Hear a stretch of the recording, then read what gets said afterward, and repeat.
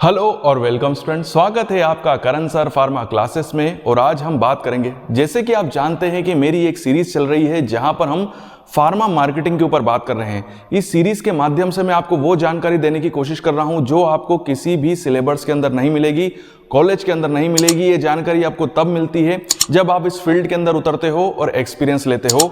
वो सारी जानकारी मैं आपको इस वीडियो के माध्यम से दे रहा हूं, जिससे कि वो स्टूडेंट जो कि फार्मा मार्केटिंग के अंदर अपना करियर बनाना चाहते हैं वो पहले से ही इस फील्ड के बारे में जान लें, जिससे कि उनको काफी फायदा होगा जब वो इस फील्ड में जॉब करना स्टार्ट करेंगे। लास्ट वीडियो के अंदर मैंने आपको फार्मा सेल्स टीम के बारे में बताया था कि जो फार्मा की जो सेल टीम होती है, जहां पर हम एमआर से लेकर ऊपर तक जनरल मैनेजर तक जाते हैं, उस टीम के बारे में बताया था कि आपकी ग्रोथ कैसे होती है और उस पूरी सेल टीम का स्ट्रक्चर क्या होता है। आज हम बात करेंगे एक दूसरी टीम के बारे में जो कि सेल टीम के ऊपर रहती है और जो सेल टीम को गाइड करती है। जी हाँ, फार्मा सेल टीम के ऊपर जो रहती है उनको गाइड करती है वो टीम होती है मार्केटिंग टीम, या उसका दूसरा नाम है ब्रांड मैनेजमेंट टीम, और शॉर्ट में उस टीम को बोला जाता है पीएमटी। जी हाँ, ये एक ही टीम है जिसके तीन नाम है। कोई आपको मार्केटिंग टीम कहता हुआ नजर आएगा, कोई उसको ब्रांड मैनेजमेंट टीम कहेगा और कोई उसको पीएमटी कहेगा, बट बात एक ही है, वो एक ही टीम के बारे में बात कर रहे हैं। देखिए, जो पीएमटी टीम होती है उसका मेन काम यही होता है कि ये सेल्स टीम को गाइड करती है, उनको सुपरवाइज करती है, उनको प्रमोट करती है, मतलब उनको पूरी तरीके से ट्रेनिंग देती है कि उनको कैसे सेल्स करनी है और कैसे टारगेट को अचीव करना है। अगर कोई भी सेल्स टीम अपना टारगेट अचीव नहीं कर पाती है और वो जिस तरीके से उनको परफॉर्म करना चाहिए उस तरीके से अगर सेल्स टीम परफॉर्म नहीं कर रही है, तो ये पूरी की पूरी जवाबदारी जो होती है वो सेल्स टीम के साथ साथ आपकी ब्रांड मैनेजमेंट टीम की भी होती है, क्योंकि यही लोग टारगेट डिसाइड करते हैं और उन टारगेट्स को कैसे अचीव करना है, ये सारी प्लानिंग जो होती है वो ब्रांड मैनेजमेंट टीम की ही होती है। तो आप समझ गए होंगे कि ब्रांड मैनेजमेंट टीम क्या होती है। बट एक चीज मैं बता दूं कि जो सेल्स टीम वाले होते हैं वो ज्यादातर या तो बीएससी होते हैं, बी फार्मा होते हैं। बट अगर आपको ब्रांड मैनेजमेंट टीम के अंदर काम करना है तो आपका बी फार्मा के साथ में आपका एमबीए भी होना चाहिए, तभी आप ब्रांड मैनेजमेंट टीम के अंदर काम कर पाएंगे। और ये जो वर्क होता है, मतलब ये जो लोग हैं, ये लोग फील्ड के अंदर काम नहीं करते हैं। फील्ड के अंदर कौन काम करता है? हमारी सेल्स टीम काम करती है। ये लोग अपने ऑफिस के अंदर रहते हैं और वहीं से अपनी स्ट्रेटेजीज बनाते हैं, वहीं से ट्रेनिंग देते हैं और वहीं से अपनी सेल्स टीम को गाइड करते हैं। तो ज़्यादा समय नहीं गवाते हैं। और मैं आपको अब ये बताऊंगा कि जो ये ब्रांड मैनेजमेंट टीम होती है, इनका स्ट्रक्चर क्या होता है, इसके अंदर कौन कौन से लोग होते हैं जो काम करते हैं। या सीधे साधे शब्दों में बोलूं तो अगर जैसे ही आप ब्रांड मैनेजमेंट टीम के अंदर काम करना स्टार्ट करेंगे तो आपकी ग्रोथ कैसे होगी, आप जैसे जैसे प्रमोट होंगे तो आपको कौन कौन सी पोजीशंस ऑफर की जाएगी, और शुरू से लेकर एंड तक आपको बताऊंगा, जिससे कि आपको ब्रांड मैनेजमेंट टीम के हर पोजीशन का जॉब क्लियर हो जाए, वो क्या वर्क करते हैं और उनके अंदर उनके पास क्या रिस्पॉन्सिबिलिटी होती है। ये सारी चीजें मैं आज की वीडियो के अंदर आपको क्लियर करूंगा। तो ज्यादा समय नहीं गवाते हैं और वीडियो स्टार्ट करते हैं। तो देखिए, जब आप ब्रांड मैनेजमेंट टीम के अंदर अपना करियर स्टार्ट करते हैं तो सबसे पहली पोजीशन जो आपको दी जाती है वो होती है मैनेजमेंट ट्रेनी की। जी हाँ, मैनेजमेंट ट्रेनी। और उसके बाद आपको प्रमोट कर दिया जाता है। मतलब जैसे अगर आप 6 साल 1 साल तक सिस्टमेटिक वे में काम करते हैं और जैसे ही आप परमानेंट होते हैं, आपका प्रोबेशन पीरियड कंप्लीट होता है, आप management training as a form में आप काम करेंगे, उसके बाद आपको प्रमोट कर दिया जाएगा प्रोडक्ट एग्जीक्यूटिव के अंदर। मतलब आप मैनेजमेंट ट्रेनी से बन जाएंगे प्रोडक्ट एग्जीक्यूटिव, शॉर्ट में इनको बोला जाता है पीई। देखिए, प्रोडक्ट एग्जीक्यूटिव के अंडर में 1 से 2 ब्रांड्स होते हैं। मतलब एक ही कंपनी के जो 2 ब्रांड्स हैं वो एक प्रोडक्ट एग्जीक्यूटिव के अंडर में होते हैं।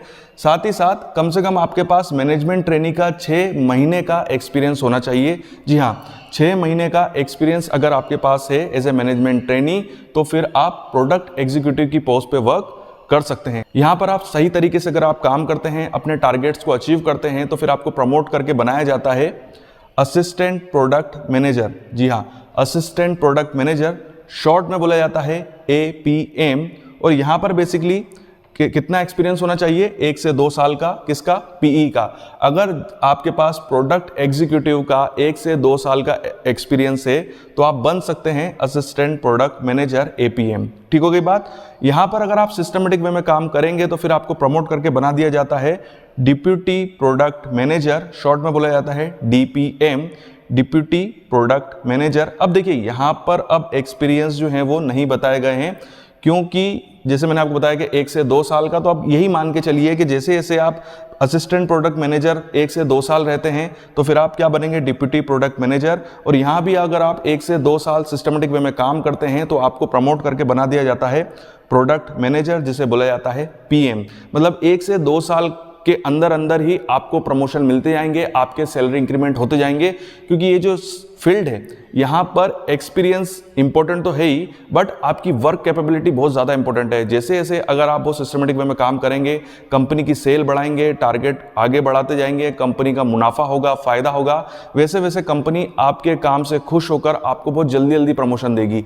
तो हो सकता है कि आप 1 से 2 साल नहीं, मात्र 6-6 महीने के अंदर प्रमोट हो जाएं, क्योंकि आप अपना परफॉर्मेंस बहुत अच्छा कर रहे हैं। इसीलिए यहाँ पर एक्सपीरियंस मेंशन नहीं किए गए हैं, क्योंकि पूरा का पूरा जो ये जॉब होता है ना, ये टारगेट बेस्ड होता है। यहाँ पर एक्सपीरियंस मायने नहीं रखता है, आपका टारगेट इंपॉर्टेंट है कि आप सेल्स टारगेट को अचीव कर रहे हैं कि नहीं कर रहे हो, वही आपकी परफॉर्मेंस बताती है। अगर आप सेल्स टारगेट को अचीव नहीं कर रहे हो तो भले यहाँ 10 साल तक काम करो, आपका प्रमोशन नहीं होगा। बट अगर आप अपने टारगेट को अचीव कर रहे हो, टारगेट से ज़्यादा कंपनी को मुनाफा पहुंचा रहे हो, तो आप 6-6 महीने के अंदर प्रमोट होते जाओगे और आप बॉस बन जाओगे। समझ गए मेरी बात को? तो यहाँ पर ये जो पोस्ट होती है, ये धीरे धीरे आप प्रमोशन लेते जाते हो, और मैंने आपको बताया है कि किस बात पे डिपेंड करता है, आपकी परफॉर्मेंस के ऊपर। अब देखिए, जब आप प्रोडक्ट मैनेजर में आप सिस्टमेटिक वे में काम करते हो तो आपको प्रमोट करके बना दिया जाएगा ग्रुप प्रोडक्ट मैनेजर। जी हाँ, ग्रुप प्रोडक्ट मैनेजर, जिसे शॉर्ट में बोला जाता है GPM। अब यहाँ पर कुछ इंपॉर्टेंट पॉइंट्स है। देखिए, मोस्ट इंपॉर्टेंट पर्सन, सब अगर हम बात करें ब्रांड मैनेजमेंट टीम की, तो सबसे इंपॉर्टेंट पर्सन जो होता है वो होता है ग्रुप प्रोडक्ट मैनेजर। साथ ही साथ ये हैंडल करते हैं कंप्लीट थेरेपी को, मतलब जितनी भी स्ट्रेटेजी इन लोगों के द्वारा बनाई जा रही है वो इन्हीं के मॉनिटरिंग में होती है। मतलब ये सारी की सारी स्ट्रेटेजीज को, ट्रेनिंग को, ये सभी को GPM जो होते हैं वो मॉनिटर करते हैं। और इनके अंडर में कम से कम 8 से 10 ब्रांड्स होते हैं। जी हाँ, 8 से 10 ब्रांड्स जो होते हैं वो GPM के अंदर होते हैं। तो GPM जो होगा वो इन सभी लोगों को मॉनिटर करते हैं, सुपरवाइज करते हैं और हैंडल करते हैं। उसके बाद जब आप GPM, क्योंकि यहाँ पर अब देखिए एज ए GPM आपको काफ़ी ज़्यादा समय निकालना पड़ता है।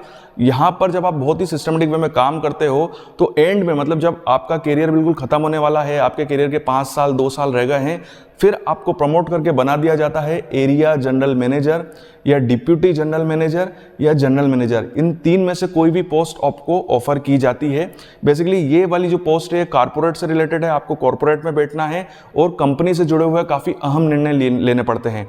ठीक होगी बात। और उसके बाद आपको एंड में बना दिया जाता है या तो वाइस प्रेसिडेंट या प्रेसिडेंट ऑफ मार्केटिंग। ये लास्ट पोस्ट होती है, सबसे आखिरी पोस्ट होती है। तो यहाँ तक पहुँचना तो बहुत ही मुश्किल होता है, काफ़ी कम लोग पहुँच पाते हैं। ज़्यादातर लोग अपना करियर जो है वो एरिया जनरल मैनेजर या इन पोस्ट में जाके, इन 3 पोस्ट में जाके ख़त्म करते हैं। बट अगर आप सेल्स टीम के अंदर, खासकर ब्रांड मैनेजमेंट टीम के अंदर, अगर आप अपना करियर इन 3 पोस्ट में से किसी भी एक पोस्ट में अगर आप ख़त्म करते हैं तो मान लीजिए कि आपकी सैलरी काफ़ी अच्छी होने वाली है और आपके आने वाली जो जनरेशन है उनका भी करियर बहुत अच्छे से डिसाइड हो जाएगा। क्योंकि यहाँ पर जो सैलरी स्केल होता है वो काफ़ी हाई होता है और आप यहाँ पर तभी पहुँच पाएंगे जब आपने इन सभी पोस्ट पे बहुत ही सिस्टमेटिक वे में काम किया हो, सक्सेसफुली काम किया हो। तो देखिए, मैंने आपको यहाँ पर टोटल अगर आप देखेंगे तो टोटल 8 फेजेस हैं या 8 पोजीशंस हैं किसकी, ब्रांड मैनेजमेंट टीम की। और मैंने स्टार्टिंग से लेकर एंड तक आपको बता दिया है कि जहां से आप काम करना स्टार्ट करोगे और आपका करियर कहां पर एंड होगा। वो सारी पोस्ट मैंने वीडियो के अंदर बहुत ही सिस्टमेटिक वे में आपको समझाई है। अब हम ब्रांड मैनेजमेंट टीम से रिलेटेड कुछ और इंपॉर्टेंट पॉइंट डिस्कस करेंगे, तो बने रहिए मेरे साथ। तो देखिए, एक बहुत ही इंपॉर्टेंट बात जो कि आपको ब्रांड मैनेजमेंट टीम में काम करने से पहले पता होनी चाहिए, वो 2 लाइनें हैं, बट यही इनका मोटो है, इनका प्रिंसिपल है। पहली लाइन है, top line is achieving target of sale. मतलब टॉप लाइन जो इनकी टॉप प्रायोरिटी होती है वो होती है कि हमने जो भी टारगेट सेट करा है कि हमको हमारी सेल यहाँ तक होनी चाहिए, यहाँ तक अचीव करनी ही करनी है, वो उनकी टॉप प्रायोरिटी है। मतलब हमको हमारे सेल का टारगेट अचीव करना है। अगर इस साल हमको 10 करोड़ की या 100 करोड़ की सेल करनी है तो वो हमारा टॉप प्रायोरिटी है, टॉप लाइन है। बट अगर हम बॉटम लाइन की बात करें, मतलब ये तो होना ही होना है। अगर बॉटम लाइन की बात करें तो वो है, bottom line is achieving target of profit. जो हमारा प्रॉफिट चल रहा है, हमारा टारगेट प्रॉफिट है, वो हमको होना ही होना है। ठीक है, मतलब अगर सेल ना हो तो कम से कम प्रॉफिट तो हो ही हो। ठीक है। खासकर अभी मतलब पिछले साल जो हमारा प्रॉफिट था वो प्रॉफिट अब इस साल भी होना ही चाहिए। अगर हम उससे भी नीचे चले गए तो उससे क्या फर्क लगेगा, कंपनी घाटे में जा रही है, ब्रांड मैनेजमेंट टीम सही तरीके से काम नहीं कर रही है। तो टॉप लाइन होगी हमारी कि हमको अपना टारगेट अचीव करना है, बट अगर ये नहीं हो पाता है तो हमारी बॉटम लाइन होगी कि हमको हमारा प्रॉफिट तो अचीव करना ही करना है। समझ गए मेरी बात को? मतलब अगर सेल ना हो तो प्रॉफिट तो जरूर हो, जो हमारा पिछले साल वाला था उतना तो हम अचीव कर ही लें, तो इससे क्लियर ये होगा कि हाँ ब्रांड मैनेजमेंट टीम कुछ तो काम कर रही है।